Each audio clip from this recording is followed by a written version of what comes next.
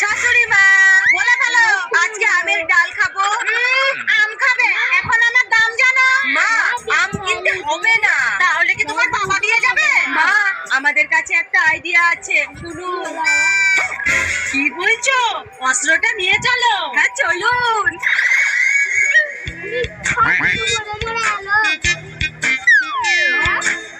মা, মনে হচ্ছে কেউ নেই, তাড়াতাড়ি চলুন। চলো।